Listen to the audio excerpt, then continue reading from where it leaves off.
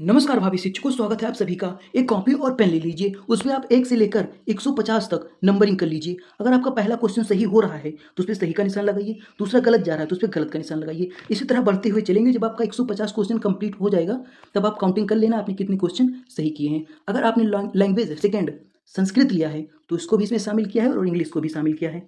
तो चलिए सबसे पहला क्वेश्चन देखेंगे। कह रहा है पियाजे के संज्ञानात्मक विकास सिद्धांत के अनुसार किस अवस्था में बच्चा प्रतिवर्ती क्रियाओं को मानसिक रूप से समझने लगता है लेकिन अमूर्त तार्किकता में अभी कठिनाई महसूस करता है? संवेदी गामक अवस्था में, पूर्व संक्रियात्मक अवस्था में, मूर्त संक्रियात्मक अवस्था या फिर औपचारिक संक्रियात्मक अवस्था? यहाँ पे राइट आंसर होने वाला है ऑप्शन सी। चलिए अगला क्वेश्चन देखेंगे। कह रहा है वाइगोत्स्की के सामाजिक सांस्कृतिक सिद्धांत के संदर्भ में जब एक वयस्क बच्चे के निष्पादन को वर्तमान स्तर को सहयोग द्वारा विस्तारित करता है तो उसे क्या कहा जाता है? मचान, पाड़, खोजप्रण, अतिक्रम, समीपस्थ विकास का क्षेत्र या फिर अंत विशेषता? यहाँ पे राइट आंसर होने वाला है ऑप्शन ए। चलिए अगला क्वेश्चन देखेंगे। थॉर्नडाइक के सीखने के नियम में प्रभाव का नियम, लॉ ऑफ इफेक्ट का संशोधित रूप मुख्य रूप से किस बात पर बल देता है? पुरस्कार और दंड दोनों को सीखने पर समान और तीव्र प्रभाव पड़ता है। अभ्यास के बिना सीखना पूरी तरह असंभव है। तत्कालिक तत्परता ही केवल एकमात्र कारक है। या फिर पुरस्कार अनुक्रिया को सुदृढ़ करता है लेकिन दंड का प्रभाव हमेशा अनुक्रिया को कमजोर करने में सीधा नहीं होता। यहाँ पे जो राइट आंसर होने वाला है ऑप्शन डी होने वाला है। चलिए अगला क्वेश्चन देखेंगे। क्वेश्चन नंबर 4 कह रहा है कोहलर के अंतर्दृष्टि सिद्धांत के संबंध में कौन सा कथन सही है? समस्या के समाधान के लिए तत्कालिक और अचानक सूच उत्पन्न होती है, अधिगम धीरे धीरे अभ्यास और त्रुटि से होता है, या फिर उद्दीपक अनुक्रिया के बीच यांत्रिक संबंध होता है? ऑप्शन डी कह रहा है अनुकरण के माध्यम से केवल संज्ञानात्मक संरचना बदलती है। तो कौन सा कथन यहाँ पे सही है? किसके अनुसार? कोहलर की। राइट आंसर हो जाएगा ऑप्शन ए। चलिए अगला क्वेश्चन देखेंगे। क्वेश्चन नंबर 5 कह रहा है बाल विकास और आनुवंशिकता और पर्यावरण की अंतक्रिया का सबसे सटीक उदाहरण कौन सा है? एक बच्चे की बुद्धिमत्ता पूरी तरह से उसके माता पिता के जीन के द्वारा तय होती है? नहीं, बिल्कुल रॉन्ग। तेरा पर्यावरण केवल शारीरिक विकास को प्रभावित करती है, मानसिक को नहीं। नहीं, ये भी रॉन्ग है। पोषण बुद्धिलुप्त का कोई प्रभाव नहीं पड़ता, बिल्कुल पड़ता है। अगर कम पोषण होगा, अच्छा पोषण नहीं मिलेगा तो क्या हो जाएगा? कुपोषण हो जाएगा। तो ऐसे ही बीमारी हो जाएगी। अगला क्वेश्चन कह रहा है एक बच्चा जो संगीत के लिए जन्मजात प्रतिभा अनुवांशिकता रखता है यदि उसे प्रशिक्षण पर्यावरण न मिले तो वह निपुण नहीं बन पाता। बिल्कुल सही है। अगर उसको अवसर नहीं मिलेगा तो क्या होगा? उसकी योग्यता जो है बेकार चली जाएगी। अगला क्वेश्चन देखेंगे। क्वेश्चन नंबर 6 कह रहा है सीखने के वक्र में पठार बनने का मुख्य कारण निम्नलिखित में से क्या हो सकता है? शारीरिक और मानसिक थकान और रुचि में कमी, अत्यधिक प्रेरणा मिलना, शिक्षण की नींव और प्रभावी विधियों का प्रयोग, विषय वस्तु का अत्यंत सरल होना? राइट आंसर हो जाएगा ऑप्शन ए। चलिए अगला क्वेश्चन देखेंगे। क्वेश्चन नंबर 7 कह रहा है स्किनर के क्रिया प्रसूप्त अनुबंधन और ऋणात्मक पुनर्बलन का क्या अर्थ है?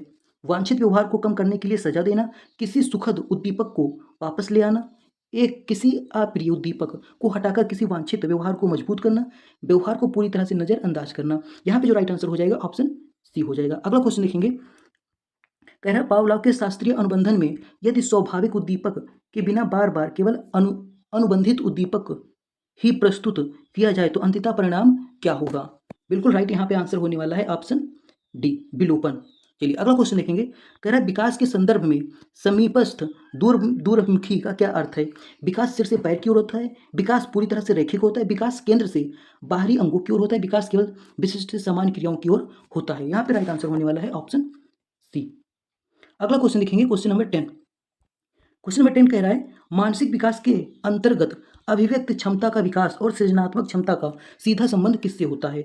बिल्कुल यहाँ पे राइट आंसर होने वाला है ऑप्शन ए, अपसारी चिंतन। चलिए अगला क्वेश्चन देखेंगे। क्वेश्चन नंबर 11 कह रहा है सूक्ष्म शिक्षण चक्र का सही तार्किक क्रम निम्नलिखित में से कौन सा है? जो माइक्रो टीचिंग करते हैं उसका सही क्रम क्या है? शिक्षण करना तो कोई पहले शिक्षण करेगा नहीं, ये पहले योजना बनाई जाएगी, तो इसी दो में से कोई एक सही है। तो यहाँ पे जो सही आंसर हो जाएगा ऑप्शन बी हो जाएगा। पहले योजना बनाएंगे, फिर शिक्षण करेंगे, फिर प्रतिपुष्टि फीडबैक लेंगे, फिर पुनः योजना बनाएंगे, इसी तरह आगे बढ़ते रहेंगे। चलिए अगला क्वेश्चन देखते हैं। Question number 12। क्वेश्चन नंबर 12 कह रहा है शिक्षण की सहानुभूति और समानुभूति के सिद्धांत के तहत एक शिक्षक को क्या करना चाहिए? छात्रों की गलतियों पर सख्त आर्थिक या शारीरिक दंड देना चाहिए, छात्रों के प्रति पूरी तरह उदासीन व्यवहार करना चाहिए, केवल मेधावी छात्रों की आवश्यकता पर ध्यान देना चाहिए, स्वयं को छात्र की परिस्थिति में रखकर उसकी समस्या और संवेग को समझना चाहिए? बिल्कुल राइट आंसर डी वाला हो जाएगा। चलिए अगला क्वेश्चन देखेंगे। समावेशी शिक्षा का मूल दर्शन क्या है? बिल्कुल इसका आंसर लगभग सबको मालूम है। सभी बच्चे को चाहे वो शारीरिक, मानसिक या सामाजिक किसी भी स्थिति में हो तो उसको एक समान विद्यालय में रखना चाहिए। अगला क्वेश्चन कह रहा है एक बच्चा जो है अक्षरों को उल्टा लिखता है, जैसे बी को डी लिख रहा है, सा का वॉज पढ़ रहा है, वह निम्नलिखित में से किस अक्षमता से ग्रस्त है? यहाँ पे जो राइट आंसर हो जाएगा ऑप्शन ए हो जाएगा, डिसलेक्सिया। चलिए अगला क्वेश्चन देखेंगे। क्वेश्चन नंबर 15 कह रहा है ब्रेल लिपि का उपयोग किस प्रकार के विशेष आवश्यकता वाले बच्चों के शिक्षण के लिए किया गया था? श्रवण बाधित, अस्थि बाधित, वाक बाधित या फिर दृष्टि बाधित? तो इसका जो राइट आंसर हो जाएगा ऑप्शन डी हो जाएगा, दृष्टि बाधित। इन बच्चों को नहीं दिखाई देता था। चलिए अगला क्वेश्चन देखेंगे। कह रहा है उत्तर प्रदेश में मनोविज्ञान प्रयोगशाला उत्तर प्रदेश प्रयागराज की स्थापना का मुख्य उद्देश्य क्या है? यहाँ पे जो राइट आंसर हो जाएगा ऑप्शन बी हो जाएगा, छात्रों को शैक्षिक, व्यावसायिक और व्यक्तिगत निर्देशन व परंपरा प्रदान करना। चलिए अगला क्वेश्चन देखेंगे। कह रहा है जिला स्तर पर प्राथमिक शिक्षकों को प्रशिक्षण और अकादमिक सहयोग के लिए जिम्मेदार नोडल संस्था कौन सी है? ये सीआरटी है, मंडलीय मनोविज्ञान है, डाइट है या फिर बीआरसी है? राइट आंसर यहाँ पे होने वाला है ऑप्शन सी। अगला क्वेश्चन कह रहा है समावेशी कक्षा में टीएलएम का चयन करते समय शिक्षकों को सबसे अधिक किस बात का ध्यान रखना चाहिए? तो यहाँ पे जो राइट आंसर हो जाएगा ऑप्शन, सामग्री बहुत महंगी और आधुनिक होनी चाहिए, नहीं, महंगी सामग्री कहाँ से लेकर आएंगे? सामग्री केवल चार्ट पेपर और ब्लैक तो सीमित रहनी चाहिए, नहीं, सीमित की जहाँ बात आ जाए वहाँ तो रॉन्ग हो ही जाएगा। सामग्री का उपयोग केवल समान बच्चे ही कर सके, नहीं, तो आप बच्चा क्या फिर राइट डी हो जाएगा। अगला क्वेश्चन देखेंगे। कह रहा है वंचित वर्ग के बच्चों की शिक्षा मुख्य धारा में शामिल करने के लिए राष्ट्रीय शिक्षा नीति के अनुसार सबसे सही कदम क्या है, सबसे प्रभावी कदम क्या है? यहाँ पे जो राइट आंसर हो जाएगा ऑप्शन ए हो जाएगा, उनकी स्थान भाषा मातृभाषा को सम्मान देना और लचीला व प्रासंगिक पाठ्यक्रम अपनाना। चलिए अगला क्वेश्चन देखेंगे। कह रहा है परामर्श और गैर निर्देशात्मक परामर्श के प्रतिपादक कौन है, जिन्होंने परामर्शदाता की तुलना में परामर्शग्राही अधिक सक्रिय होता है? किसने कहा था ये? बिल्कुल राइट आंसर होने वाला है ऑप्शन बी, कार्ल रोजर्स। चलिए क्वेश्चन नंबर 21 देखेंगे। कह रहा है एक समस्या समाधान के रूप में एक बच्चा जब किसी समस्या का सामना करता है तो वैज्ञानिक अन्वेषक के रूप में उसका पहला चरण क्या होता है? यहाँ पे जो राइट आंसर हो जाएगा ऑप्शन बी हो जाएगा, समस्या के प्रति जागरूकता। चलिए क्वेश्चन नंबर 22 देखेंगे। कह रहा है बच्चे विद्यालय प्रदर्शन में असफलता क्यों प्राप्त करते हैं, इसके पीछे सबसे गहरा तार्किक कारण क्या है? तो यहाँ पे जो राइट आंसर हो जाएगा ऑप्शन ए हो जाएगा। चलिए अगला क्वेश्चन देखेंगे। कह रहा है अधिगम वैकल्पिक संरचनाओं के संदर्भ में बच्चे द्वारा की जाने वाली त्रुटियों को एक शिक्षक को किस रूप में देखना चाहिए? यहाँ पे राइट आंसर हो जाएगा ऑप्शन सी हो जाएगा, ये अधिगम प्रक्रिया के महत्वपूर्ण चरण है जो बच्चे के सोच को समझने में खिड़की का काम करते हैं। अगला क्वेश्चन कह रहा है संवेग और संज्ञान के अंत संबंध में के बारे में कौन सा सबसे उपयुक्त है? यहाँ पे जो राइट आंसर हो जाएगा ऑप्शन डी हो जाएगा, अधिक भय तनाव की स्थिति में बच्चे संज्ञानात्मक क्षमता, सोचने की समझने की क्षमता जो होती है नकारात्मक रूप से प्रभावित हो जाती है। अगला क्वेश्चन देखेंगे 25। कह रहा है आंतरिक अभिप्रेरणा का सबसे सटीक उदाहरण कौन सा है? तो जो आंतरिक मोटिवेशन है उसका कारण क्या हो सकता है? सबसे सटीक एग्जाम्पल, राइट आंसर हो जाएगा यहाँ पे ऑप्शन बी, सौरभ अपनी आत्मसंतुष्टि और विषय की गहराई को समझने के लिए गणित के कठिन प्रश्नों को हल करता है। चलिए अगला क्वेश्चन देखेंगे, क्वेश्चन नंबर 26। कह रहा है सामाजिक क्रियाकलाप के रूप में अधिगम का क्या अर्थ है?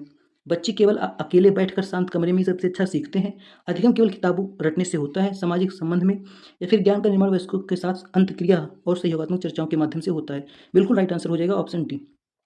चलिए अगला क्वेश्चन देखेंगे। कह रहा है अधिगम में योगदान देने वाले पर्यावरणीय कारकों में निम्नलिखित में से कौन सा शामिल किया जाएगा? बच्चों का वंशानुक्रम, परिपक्वता, आंतरिक स्वास्थ्य या फिर कक्षा वातावरण, शिक्षण विधियाँ?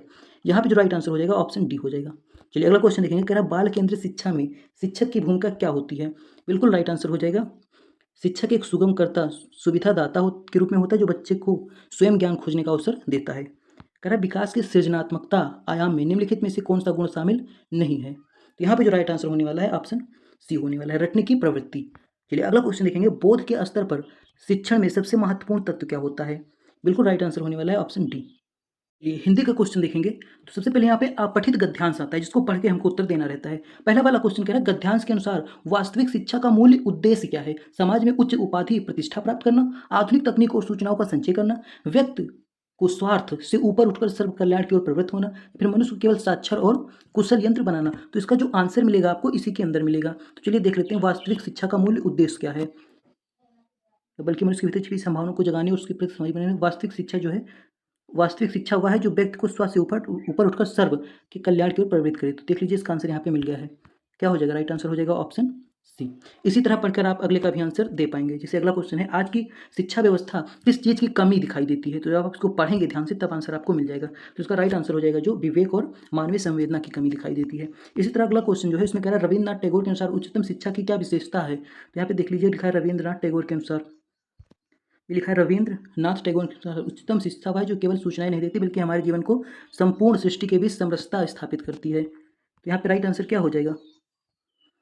ऑप्शन बी हो जाएगा, जो संपूर्ण जीवन के बीच समरसता स्थापित करता है। तो पढ़ने पे इसका आंसर बिल्कुल इजीली से मिल जाता है। अगला क्वेश्चन देखेंगे, क्वेश्चन नंबर 4। क्वेश्चन नंबर 4 कह रहा है समरसता शब्द में कौन सा प्रत्यय प्रयुक्त हुआ है और इसका मूल शब्द क्या है, मूल शब्द और कौन सा प्रत्यय लगा हुआ है। यहाँ पे जो राइट आंसर होने वाला है ऑप्शन ए हो जाएगा, समरस ये मूल शब्द है तथा इसमें प्रत्यय लगा हुआ है। अगला क्वेश्चन देखेंगे, क्वेश्चन नंबर 5 कह रहा है गद्यांश में प्रयुक्त संवेदना शब्द का सही संधि विच्छेद क्या होगा।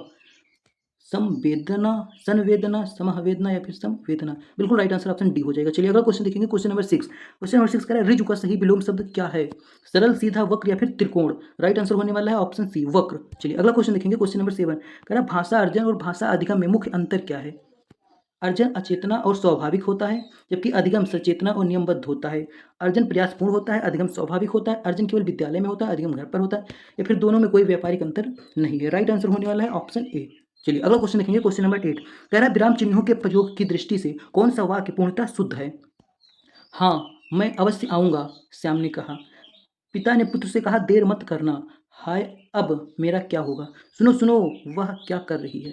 तो कौन सा इसमें से शुद्ध है। बिल्कुल राइट आंसर होने वाला है ऑप्शन बी। चलिए अगला क्वेश्चन देखेंगे, कह रहा आयोग व ध्वनियों के संदर्भ में कौन सा कथन असत्य है। इनका उच्चारण स्वतंत्र रूप से नहीं होता, ये स्वर और व्यंजन दोनों के गुणों को प्रदर्शित करते हैं। अनुस्वर विसर्ग मूलतः संधि शुद्ध व्यंजन ध्वनियां हैं, या फिर किशोरीदास वाजपेयी ने इन्हें अयोगवाह कहा। कौन सा कथन इसमें से असत्य है। राइट आंसर होने वाला है ऑप्शन सी। चलिए क्वेश्चन नंबर 10 देखेंगे, कह रहा है एक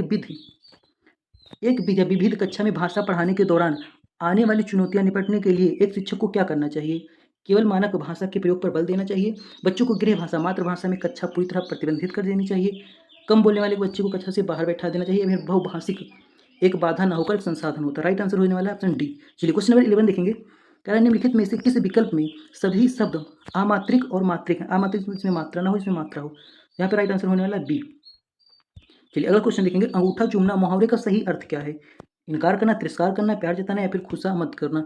राइट आंसर होने वाला है ऑप्शन डी। चलिए अगला क्वेश्चन देखेंगे, उच्चारण स्थान पर खष्टी सा, छोटा सा, बड़ा सा और हा ध्वनियों का क्रमशः सही क्रम क्या है। मूर्धन, दंत, तालव्य, कंठ या इसी तरह ऑप्शन बी या फिर सी या फिर डी, इसमें से क्या राइट होगा। बिल्कुल राइट आंसर यहाँ पे होने वाला है ऑप्शन ए। चलिए अगला क्वेश्चन देखेंगे, क्वेश्चन नंबर 14 कह रहा है वह स्वतः ही जान गया। इस वाक्य में स्वतः शब्द कौन सा सर्वनाम है। पुरुषवाचक, निजवाचक। बिल्कुल राइट आंसर होने वाला है ऑप्शन बी, निजवाचक। जहाँ पे स्वतः स्वयं आप आ जाए वो होता है निजवाचक। चलिए अगला क्वेश्चन देखेंगे, क्वेश्चन नंबर 15 कह रहा है डाढ़ा और डाढ़ा ध्वनियों में मुख्य अंतर क्या है। ये अनुनासिक है, ये निरानुसिक है, स्पर्श व्यंजन है, उत्क्षेपित व्यंजन है। डाढ़ा शब्द के प्रारंभ में आ सकते हैं, डाढ़ा नहीं आते। दोनों वर्णमाला में एक ही वर्ग के अंतर्गत समान रूप से प्रयुक्त होते हैं। तो यहाँ पे जो राइट आंसर होने वाला है ऑप्शन बी होने वाला है। तो जो अंगा है ये क्या है, ये जो डा है और ढा है ये स्पर्श व्यंजन है, जबकि जो अंगा है और डा जो है ये उत्क्षेपित व्यंजन या फिर द्विगुणित व्यंजन भी इसको कहा जाता है। चलिए अगला क्वेश्चन देखेंगे, क्वेश्चन नंबर 16 कह रहा उपचारात्मक शिक्षण रेमेडियल टीचिंग का मुख्य उद्देश्य क्या है। बिल्कुल राइट आंसर यहाँ पे होने वाला है ऑप्शन ए, विद्यार्थियों को त्रुटियों और अध्ययन की कठिनाइयों को पहचान कर उन्हें दूर करना। बिल्कुल फटाफट देखेंगे। अगला क्वेश्चन कह रहा है निम्नलिखित में से कौन सा अनुस्वर और अनुनासिक के संबंध में सही कथन है। तो यहाँ पे पहला ऑप्शन जो है बिल्कुल सही हो जाएगा। अनुस्वर का उच्चारण केवल नाक से होता है, जबकि अनुनासिक का नाक और मुंह दोनों से होता है। चलिए अगला क्वेश्चन देखेंगे, क्वेश्चन नंबर 18 कह रहा है गायक शब्द में सही संधि विच्छेद कौन सा होगा। संधि विच्छेद कौन सा सही होगा और संधि कौन सी होगी। गे अक होगा और इसमें गुण संधि होगी, गा धन अक वृद्धि संधि होगी, गौ धन या केवल संधि होगी, या फिर गौधन अयाद संधि होगी। यहाँ पे जो राइट आंसर होने वाला है ऑप्शन डी होने वाला है। अगला क्वेश्चन कह रहा है यहाँ पे जो क्वेश्चन इसमें शशिधर है, शशिधर है, ये शशाधर है, यहाँ पे ये धा है, इक्का नहीं है, धा है। शशिधर और शशधर इस शब्द का सही अर्थ क्या है। तो यहाँ पे जो राइट आंसर होने वाला है ऑप्शन डी होने वाला है। इसका मतलब होता है शिव। शशिधर का मतलब होता है शिव और शशधर जो होता है इसका मतलब होता है चंद्रमा। चलिए अगला क्वेश्चन देखेंगे, क्वेश्चन नंबर 20 कह रहा है वागजाल शब्द में कौन सा संधि विच्छेद नियम लागू होता है। यहाँ पे जो राइट आंसर होने वाला है ऑप्शन ए होने वाला है। चलिए अगला क्वेश्चन देखेंगे, क्वेश्चन नंबर 21 कह रहा है निम्नलिखित में से कौन सा शब्द तुकांत और अतुकांत की दृष्टि से सही सुमेलित नहीं है। यहाँ पे जो राइट आंसर होने वाला है ऑप्शन डी होने वाला है, आकाश पाताल। चलिए अगला क्वेश्चन देखेंगे, मना धन ताप की सही संधि विच्छेद क्या होगी। 22 का राइट आंसर होने वाला है ऑप्शन सी। चलिए अगला क्वेश्चन देखेंगे, कह रहा है निम्नलिखित में से पुल्लिंग शब्द का चयन कीजिए। पुल्लिंग शब्द कौन सा है। 23 का जो राइट आंसर हो जाएगा ऑप्शन सी हो जाएगा, बाजरा। अगला क्वेश्चन कह रहा है चंद्रमुख में कौन सा समास है। तत्पुरुष कर्मधारय बहुव्रीहि या फिर अव्ययभाव समास। राइट आंसर होने वाला है ऑप्शन बी, कर्मधारय। चलिए अगला क्वेश्चन देखेंगे, साधु आ रहे हैं, इस वाक्य में साधु का वचन निर्धारित कीजिए। एक वचन, बहुवचन, द्विवचन। बिल्कुल राइट आंसर होने वाला है ऑप्शन बी, बहुवचन है। चलिए अगला क्वेश्चन देखेंगे, कह रहा तरिन तनुजा तट तमाल तरवर बहु छाए, इस पंक्ति में कौन सा अलंकार है? ता बार बार आ रहा है, कौन सा अलंकार होगा? राइट आंसर हो जाएगा ऑप्शन बी, अनुप्रास अलंकार।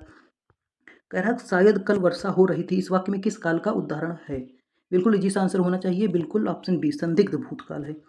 कह रहा सुप्रसिद्ध रचना कामायनी के लेखक कौन है, या और किस विधा की रचना है ये?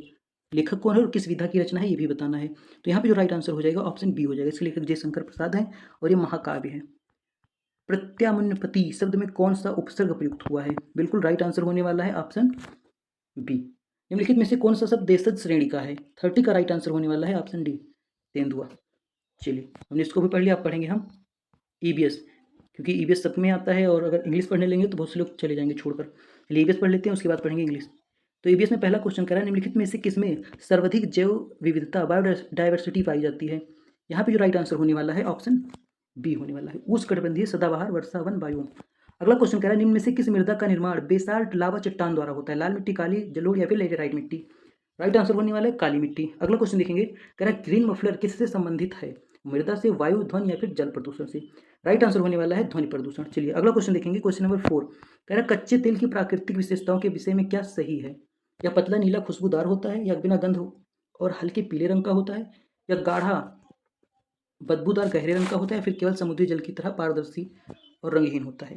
बिल्कुल यहाँ पे राइट आंसर होने वाला है ऑप्शन बी, या गाढ़ा बदबूदार और गहरे हरे रंग का, गहरे रंग का तरल होता है। चलिए क्वेश्चन नंबर 5 देखेंगे, कह रहा है घटपर्णी जिसे नेपथिन्स बोलते हैं पौधों को कीड़ों का शिकार क्यों करता है? क्योंकि कीड़ा वगैरह या चूहों को ही खा लेता है, क्यों खाता है? तो यहाँ पे जो राइट आंसर होने वाला है ऑप्शन डी होने वाला है, नाइट्रोजन की कमी को पूरा करने के लिए। क्वेश्चन नंबर 6 देखेंगे, रात में जागने वाले जानवर वस्तुओं को किन रंगों में देख पाते हैं? केवल काला सफेद, या फिर लाल और बैंगनी, हरा पीला, इंद्रधनुष के सभी रंगों में? बिल्कुल राइट आंसर होने वाला है ऑप्शन ए, सफेद और काला।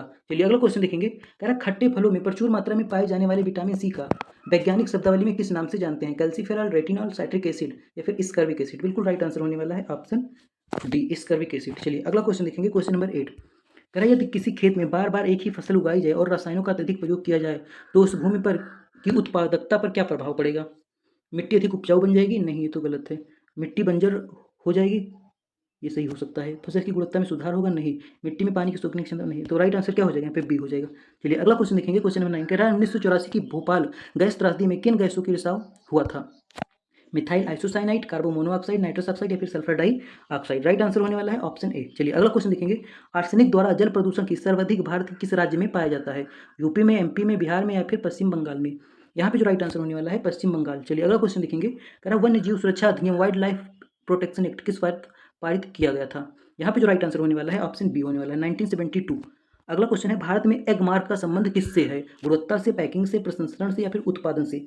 यहाँ पे जो राइट आंसर होने वाला है ऑप्शन ए होने वाला है, गुणवत्ता से। चलिए अगला क्वेश्चन देखेंगे, कह रहा तिब्बत की सांगपो नदी भारत में प्रवेश करने पर किस नाम से जानी जाती है? गंगा, यमुना, ब्रह्मपुत्र या फिर सिंधु नदी? राइट आंसर होने वाला है ऑप्शन सी, ब्रह्मपुत्र। चलिए अगला क्वेश्चन देखेंगे, क्वेश्चन नंबर 14 कह रहा है भारतीय संविधान में मौलिक कर्तव्यों को किस देश के संविधान से लिया गया है? राइट आंसर यहाँ पे होने वाला है ऑप्शन डी, यूएसए। चलिए अगला क्वेश्चन देखेंगे, क्वेश्चन नंबर 15 कह रहा है अंतर्राष्ट्रीय ओजोन दिवस हर वर्ष कब मनाया जाता है? बिल्कुल इसका आंसर सबको मालूम होना चाहिए, इंटरनेशनल पूछ रहा है।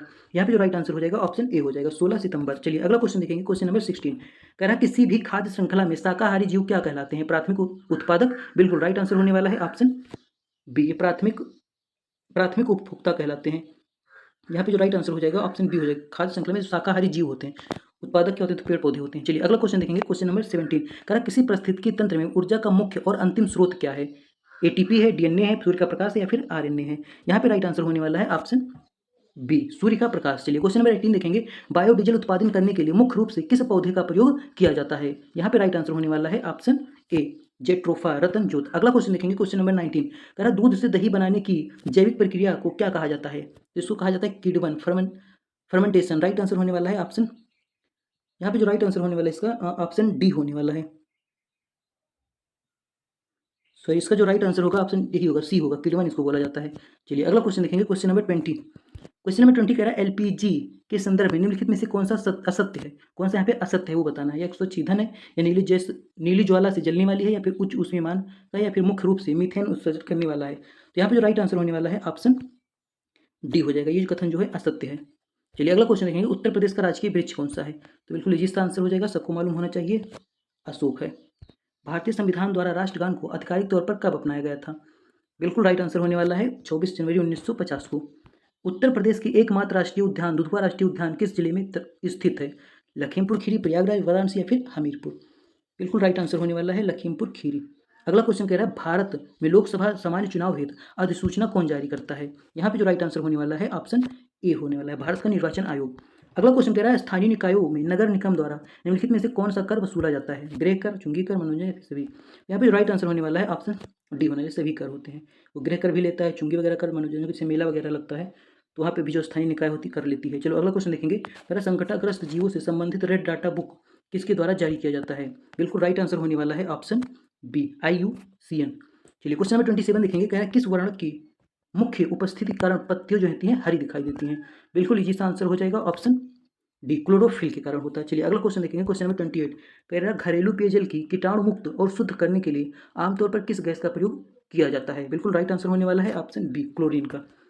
चलिए क्वेश्चन नंबर 29 देखेंगे, मिनमाता रोग पानी की किस धातु के प्रदूषण के कारण होता है? चलिए इसका आंसर लगभग सबको मालूम होगा, जो पारा होता है मरकरी, इसके कारण होता है।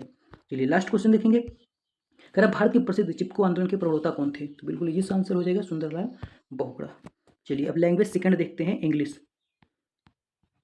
हमने हिंदी के लिए 2 स्पेशल वीडियो बनाए हैं जिसमें हिंदी को कंप्लीट पढ़ाया हुआ है ट्रिक के साथ, इसको आप देख सकते हैं। उसको देखने के बाद आप MCQ कर सकते हैं इस वीडियो के। इंग्लिश वाला पार्ट देखेंगे तो इसमें सबसे पहले अनसीन पैसेज रहता है जिसको पढ़कर आपको उत्तर देना रहता है। लेकिन यहाँ पे देख रहे हैं पूछ रहा है which count of noun is Gangapur, तो यहाँ पे जो है ग्रामर से क्वेश्चन पूछा भी जा सकता है, तो यहाँ पे ग्रामर से ही क्वेश्चन है। चलिए इसको देख लेते हैं। तो गंगापुर जो है क्या है, मटेरियल नाउन, कॉमन नाउन या फिर कलेक्टिव या फिर प्रॉपर नाउन? तो बिल्कुल राइट आंसर हो जाएगा, ये प्रॉपर नाउन है। अगला क्वेश्चन देखेंगे, कह रहा है which part of speech is the word brave? Brave जो है क्या है, वो एडजेक्टिव है, नाउन, प्रोनाउन या फिर प्रीपोजिशन? बिल्कुल ये एडजेक्टिव है। चलिए अगला क्वेश्चन देखेंगे, कह रहा है the students are most disobedient in the absent word student, तो इसमें क्या होगा? Point out the gender out of the word student, तो स्टूडेंट में क्या होगा, ये मैस्कुलाइन है, फेमिनिन है या फिर कॉमन है या फिर नन ऑफ एबव है? बिल्कुल यहाँ पे जो राइट आंसर हो जाएगा ऑप्शन सी हो जाएगा, कॉमन जेंडर है। चलिए अगला क्वेश्चन देखेंगे, कह रहा है in the sentence he was going along the road point out the tense, past continuous, present perfect, past perfect या फ्यूचर इंडेफिनिट? बिल्कुल राइट आंसर होने वाला है ऑप्शन ए। चलिए अगला क्वेश्चन देखेंगे, क्वेश्चन नंबर 5 कह रहा है language learning start from listening, writing, reading या फिर स्पीकिंग? बिल्कुल राइट आंसर हो जाएगा ए, लिसनिंग। चलिए अगला क्वेश्चन देखेंगे, कह रहा है fill in the blanks with the correct articles, yesterday I saw European riding on the elephant, इसमें क्या फिल होगा? राइट आंसर यहाँ पे हो जाएगा ऑप्शन सी, यहाँ पे ए होगा, यहाँ पे क्या होगा AN। चलिए अगला क्वेश्चन देखेंगे, क्वेश्चन नंबर 7 कह रहा है choose the correct sentence, please describe of the story, please describe about the story, please describe the story, please describe to the story? बिल्कुल राइट आंसर होने वाला है ऑप्शन सी। चलिए अगला क्वेश्चन देखेंगे, क्वेश्चन नंबर 8 कह रहा है ए prisoner was accused murder, prisoner में क्या होता है, कैदी, तो इसमें क्या हो जाएगा? राइट आंसर हो जाएगा ऑप्शन बी, ऑफ। इसमें क्या फिल होगा? ऑफ। चलिए अगला क्वेश्चन देखेंगे, क्वेश्चन नंबर 9 कह रहा है the kind of adjective are used in the following sentence, इसमें किस तरह का जो है एडजेक्टिव यूज हुआ है? A live ass is better than a dead lion, descriptive, quantity, indefinite या फिर क्वांटिटी? राइट आंसर यहाँ पे होने वाला है ऑप्शन बी। चलिए क्वेश्चन नंबर 10 देखेंगे, कह रहा है which of the following has been misplaced, यहाँ पे जो राइट आंसर हो जाएगा, मिसप्लेड मतलब क्या होता है, गलत, इसमें कौन सा गलत लिखा हुआ है? बिल्कुल राइट आंसर होने वाला है यहाँ पे ऑप्शन सी, जो गवर्नेंस है इसमें ई ना रहकर ए रहता है। चलिए अगला क्वेश्चन देखेंगे, क्वेश्चन नंबर 11 कह रहा है pick out the correct synonym of the given word attenuate, तो यहाँ पे जो राइट आंसर हो जाएगा ऑप्शन 2 हो जाएगा, मेक थिन। अगला क्वेश्चन देखेंगे, क्वेश्चन नंबर 12 कह रहा है pick out of the suitable antonym of the given word, तो इसका जो है हमको एंटोनिम बताना है किसका, जुडिशियस का, तो जिसका जो राइट आंसर हो जाएगा ऑप्शन ए हो जाएगा। चलिए अगला क्वेश्चन देखेंगे, क्वेश्चन नंबर 13 कह रहा है the meaning of the idiom put out it is, इसकी मीनिंग क्या होती है? मीनिंग इडियम मतलब क्या, मुहावरा, तो यहाँ पे जो राइट आंसर हो जाएगा ऑप्शन सी हो जाएगा। चलिए अगला क्वेश्चन देखेंगे, क्वेश्चन नंबर 14 कह रहा है the sentence this is house in which I was born is, ये कौन सा सेंटेंस है? यहाँ पे जो राइट आंसर हो जाएगा ऑप्शन सी हो जाएगा, कॉम्प्लेक्स सेंटेंस है। चलिए अगला क्वेश्चन देखेंगे, क्वेश्चन नंबर 15 कह रहा है the objection was met out the layer the lawyer, तो यहाँ पे जो राइट आंसर हो जाएगा ऑप्शन सी हो जाएगा, बाई। चलिए अगला क्वेश्चन देखेंगे, क्वेश्चन नंबर 16 कह रहा है fill in the blanks of playing the children went home, इसमें जो राइट आंसर हो जाएगा ऑप्शन ए हो जाएगा। चलिए अगला क्वेश्चन देखेंगे, क्वेश्चन नंबर 17 कह रहा है choose the correct option, study of population is known as ecology, genealogy, demography फिर एस्ट्रोनॉमी? बिल्कुल उसको डेमोग्राफी कहा जाता है। चलिए अगला क्वेश्चन देखेंगे, क्वेश्चन नंबर 18 इसमें कह रहा है change the following sentence into passive voice, the boy laugh at the beggar, इसको पैसिव वॉइस में बदलना है, राइट आंसर हो जाएगा option C, the beggar was laughed at boy by the boy. कह रहा है choose the correct plural of the word criterion, यहाँ पे जो राइट आंसर हो जाएगा ऑप्शन क्या हो जाएगा? राइट आंसर हो जाएगा यहाँ पे ऑप्शन बी, क्राइटेरिया, जो क्राइटेरियन है इसका राइट क्या हो जाएगा, प्लूरल क्राइटेरिया हो जाएगा। चलिए अगला क्वेश्चन देखेंगे, क्वेश्चन नंबर 20 कह रहा है identify the type of pronoun underline the sentence, two sisters loved each other, इसमें कौन सा प्रोनाउन है? रिफ्लेक्सिव, रेसिप्रोकल, रिलेटिव या फिर इंडेफिनिट? बिल्कुल राइट आंसर होने वाला है यहाँ पे ऑप्शन बी। चलिए क्वेश्चन नंबर 21 देखेंगे। करा choose the correct conjunction to fill the blank, तो इसमें क्या आएगा? राइट आंसर इसमें होने वाला है ऑप्शन सी, व्हेन। अगला क्वेश्चन देखेंगे, क्वेश्चन नंबर 22। कह रहा point out the sentence which of the present perfect tense, present perfect कौन सा है? बिल्कुल राइट आंसर हो जाएगा option B, she has finished her homework just now.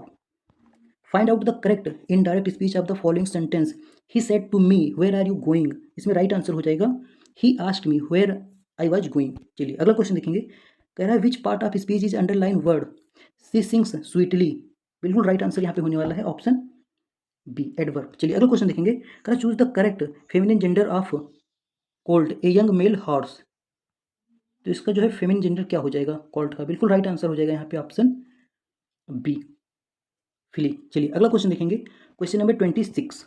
कह रहा है complete the sentence with the correct pronoun, every student should do duty his their our या फिर वंस, यहाँ पे राइट आंसर होने वाला है ऑप्शन ए, हिज। चलिए अगला क्वेश्चन देखेंगे। कह रहा choose the correct collective noun of for a group of valves, तो यहाँ पे क्या हो जाएगा? राइट आंसर हो जाएगा ऑप्शन बी। चलिए क्वेश्चन नंबर 27 के बाद देखेंगे क्वेश्चन नंबर 28। कह रहा what is the comparative degree of the adjective bad, bad का क्या हो जाएगा? बिल्कुल राइट आंसर हो जाएगा यहाँ पे ऑप्शन बी। चलिए क्वेश्चन नंबर 29 देखेंगे। कह रहा विच of the following sentence has transitive verb, यहाँ पे जो राइट आंसर हो जाएगा ऑप्शन सी हो जाएगा, ही किल्ड ए स्नेक। चलिए लास्ट क्वेश्चन देखेंगे। In English pedagogy skimming is the sub skill of, क्या हो जाएगा? राइट आंसर यहाँ पे हो जाएगा ऑप्शन सी, रीडिंग। चलिए क्वेश्चन अब देखेंगे संस्कृत से। अगर लैंग्वेज आपने संस्कृत लिया हुआ है तो उसका भी क्वेश्चन देख लेते हैं। सबसे पहले इसमें भी अपठित गद्यांश होएगा, या हो सकता है बीच में हो, बट आता है जरूर वहाँ से 4-5 नंबर का। तो यहाँ पे लिखा हुआ है शिवपदस्य अनर्थे का स्तंभा पशु स्थाणु या फिर श्रृंगाला, तो इसका आंसर इसी के अंदर मिलेगा जब आप इसको पढ़ेंगे। तो देखते हैं, लिखा हुआ है एकस्मिन अवसरे कदाचित लक्ष्मी पर्वती औदत प्रेरणा गौरी सपुस्त नाम उच्चेत अन्यथा अहम क्रीडज भवती इत शिवपदस अनर्थ श्रृंगाला, देखिए यहाँ पे श्रृंगाला लिखा हुआ है, तो बिल्कुल इसका राइट आंसर क्या हो जाएगा? श्रृंगाला होगा। इसी तरह आप ढूंढ कर आंसर इसका दे सकते हैं, इसी के अंदर होता है। चलिए अगला क्वेश्चन देखेंगे। अब यहाँ पे कह रहा है गद्य खंडे का प्रश्न पूछते, तो इसमें प्रश्न कौन पूछ रहा है गद्य इसके अंदर? गौरया, दुर्गया, लक्ष्मी या फिर पार्वत्या, तो यहाँ पे जो राइट आंसर हो जाएगा ऑप्शन सी हो जाएगा। चलिए अगला क्वेश्चन देखेंगे, क्वेश्चन नंबर 3। कह रहा है कयो संलापा सर्वेशम मंगलम भवती, इसमें राइट आंसर क्या हो जाएगा? बिल्कुल राइट आंसर हो जाएगा इसमें लक्ष्मी पार्वती। चलो अगला क्वेश्चन देखते हैं, क्वेश्चन नंबर 4। कह रहा है इनमें से कौन सा प्रत्याहार नहीं है, यहाँ पे जो राइट आंसर हो जाएगा ऑप्शन 2 हो जाएगा, ला। अगला क्वेश्चन है 19 की संस्कृत संख्या नहीं है, तो इसमें कौन सा 19 किस तरीके से नहीं लिखा जा सकता? बिल्कुल राइट आंसर होने वाला है ऑप्शन 2। चलिए अगला क्वेश्चन देखेंगे, क्वेश्चन नंबर 6। कह रहा मैं ऐसा मानता हूँ का अनुवाद क्या होगा? अहम एवं मनामी, अहम एवं मान्य, अहम एवं मनियामी या फिर अहम एवं मन्य, बिल्कुल यहाँ पे राइट आंसर होने वाला है ऑप्शन डी।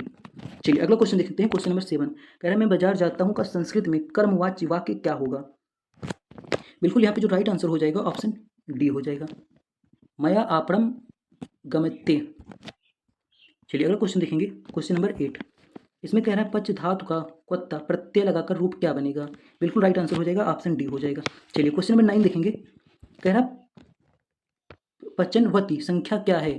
95 है, 59 है, 905 है, क्या है ये? तो यहाँ पे जो राइट आंसर हो जाएगा ऑप्शन 4 हो जाएगा, 95 होता है। कह रहा है अव्यय शब्द समूह कौन सा है? अव्यय शब्द समूह, यहाँ पे जो राइट आंसर हो जाएगा ऑप्शन 3 वाला हो जाएगा, सर्वत्र, अधुना और ऊपरी। चलिए क्वेश्चन नंबर 11 देख लेते हैं। कह रहा दान के कर्म के द्वारा कर्ता को संतुष्ट करने वाला संप्रदान कारक का सूत्र क्या है? बिल्कुल राइट आंसर यहाँ पे होने वाला है ऑप्शन डी। अगला क्वेश्चन देखेंगे। कह रहा है अंतस्थ वर्ण कौन सा है? अंतस्थ, तो यहाँ पे जो राइट आंसर हो जाएगा ऑप्शन 3 वाला हो जाएगा, या रा ला वा।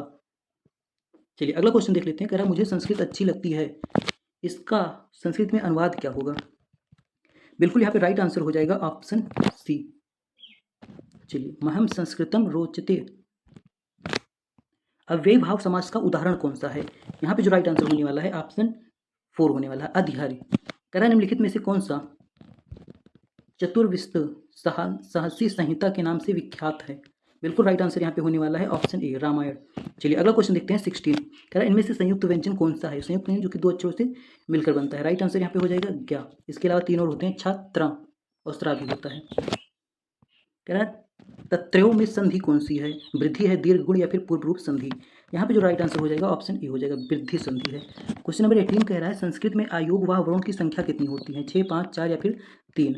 तो राइट आंसर यहाँ पे होने वाला है 4। चलिए अगला क्वेश्चन देखेंगे, क्वेश्चन नंबर 19 कह रहा है अनुरूपम में समास कौन सा है, अव्ययभाव, द्वंद्व, बहुब्री या फिर तत्पुरुष। बिल्कुल राइट आंसर होने वाला है अव्ययभाव। अगला क्वेश्चन कह रहा है ई का उच्चारण स्थान क्या है, नासिका, कंठ, तालु या फिर मूर्धा। बिल्कुल यहाँ पे जो राइट आंसर हो जाएगा तालु हो जाएगा। चौराभयम पद में प्रयुक्त तत्पुरुष समास किस विभक्ति का है, पंचमी, तृतीया, चतुर्थी या फिर द्वितीया। बिल्कुल राइट आंसर होने वाला है ऑप्शन ए। महाकवि कालिदास द्वारा रचित विरचित नाटक कौन सा है, यहाँ पे जो राइट आंसर होने वाला है ऑप्शन ए होने वाला है। चलिए अगला क्वेश्चन देखेंगे, कह रहा है संस्कृत वर्णमालायाम स्वर्णायाम संख्याम कति अस्ति। बिल्कुल राइट आंसर यहाँ पे होने वाला है ऑप्शन बी 13। चलिए क्वेश्चन नंबर 24 देखेंगे, कह रहा है गच्छत इत पदम कस्य पदभेस्य उदाहरणम। बिल्कुल राइट आंसर होने वाला है यहाँ पे सी धातु रूपम क्रियापदम। कह रहा है रामा तस्य बहुवचन अस्ति, राम का बहुवचन क्या होगा, बिल्कुल राइट आंसर हो जाएगा रामा। चलिए अगला क्वेश्चन देखेंगे, कह रहा है फलम इत शब्द से लिंगम किम, पुल्लिंग, स्त्रीलिंग, नपुंसक या फिर उभयलिंग। बिल्कुल राइट आंसर हो जाएगा नपुंसक लिंगम।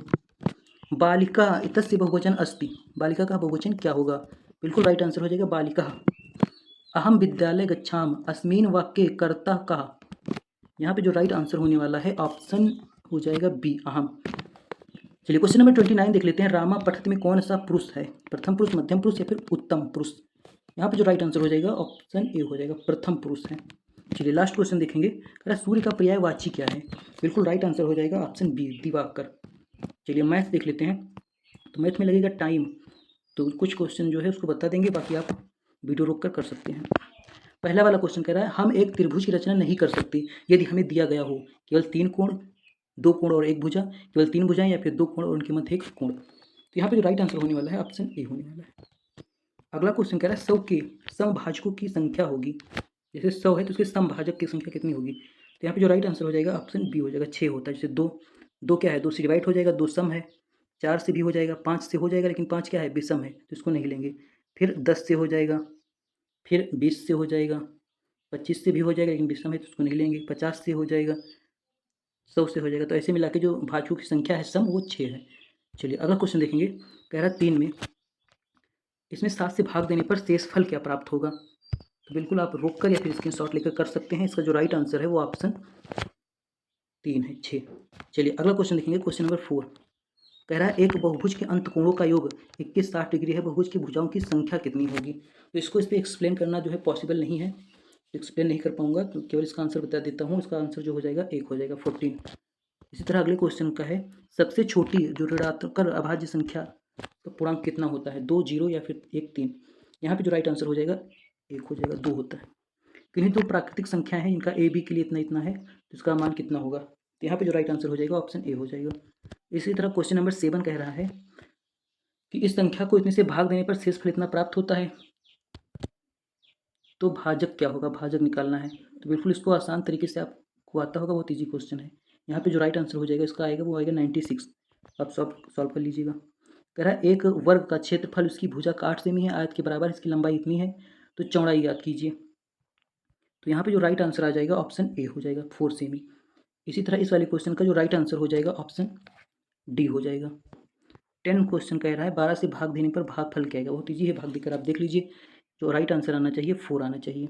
चलिए अगला क्वेश्चन देखेंगे, क्वेश्चन नंबर 11 कह रहा है 1 से 10 तक की सभी प्राकृतिक संख्याओं को विभाजित करने वाली सबसे छोटी संख्या कौन सी होगी। तो जब इसको सॉल्व करेंगे आप तो इसका जो राइट आंसर आएगा वो आएगा 50, 40। अगला क्वेश्चन 12 कह रहा है, सॉरी जो 11 नंबर क्वेश्चन था इसमें आएगा आपका 25, 20। राइट आंसर हो जाएगा इसका सी। चलिए अगला क्वेश्चन देखेंगे, क्वेश्चन नंबर 12 का जो राइट आंसर हो जाएगा वो हो जाएगा बी, 4। चलिए अगला क्वेश्चन देखते हैं 13 कह रहा है दिए गए आंकड़ों का माध्य उसका माध्यांक क्या होगा। तो यहाँ पे जो राइट आंसर आपको मिल जाएगा वो मिल जाएगा ऑप्शन बी। अगला क्वेश्चन है क्वेश्चन नंबर 14, जब इसको सॉल्व करेंगे तो उसका राइट आंसर आएगा ऑप्शन 4। इसी तरह आप जब अगले क्वेश्चन को सॉल्व करेंगे 16 को, तो आपका आंसर आना चाहिए वो आना चाहिए 16 का ऑप्शन डी, 100। और जो 15 था उसका आंसर आना चाहिए आपका सी वाला। चलिए अगला क्वेश्चन देखते हैं 17 में राइट आंसर आना चाहिए आपका डी, 18 में राइट आंसर आना चाहिए सी, 19 में राइट आंसर आना चाहिए आपका ए, 20 में आना चाहिए बी, 21 में आना चाहिए ए। स्क्रीनशॉट लेके आप सॉल्व कर सकते हैं। 21 का राइट आंसर आएगा ए, 22 का राइट आंसर आएगा आपका सी, 23 अगर आप सॉल्व करेंगे तो इसका राइट आंसर आएगा आपको 4। इसी तरह आगे बढ़ते हुए क्वेश्चन को आप सॉल्व कर लीजिएगा। अगले का राइट आंसर आएगा सी, 24 का राइट आंसर आएगा सी, 25 का राइट आंसर आएगा सी, 26 इसका भी राइट आंसर आएगा ऑप्शन बी, 27 का राइट आंसर आएगा बी, 28 का राइट आंसर आएगा बी, 29 कह रहा है गणित शिक्षण किस विधि में हम अज्ञात से ज्ञात की ओर बढ़ते हैं, आगमन विधि, निगमन विधि, विश्लेषण या फिर संश्लेषण विधि। राइट आंसर हो जाएगा ऑप्शन सी, विश्लेषण विधि। चलिए लास्ट क्वेश्चन देखते हैं। यदि पेन का मूल्य इतना है तो इसको सॉल्व जब करेंगे आप तो राइट आंसर आपको मिल जाएगा 25%। चलिए थैंक्स फॉर वॉचिंग, मिलते हैं अगले वीडियो में।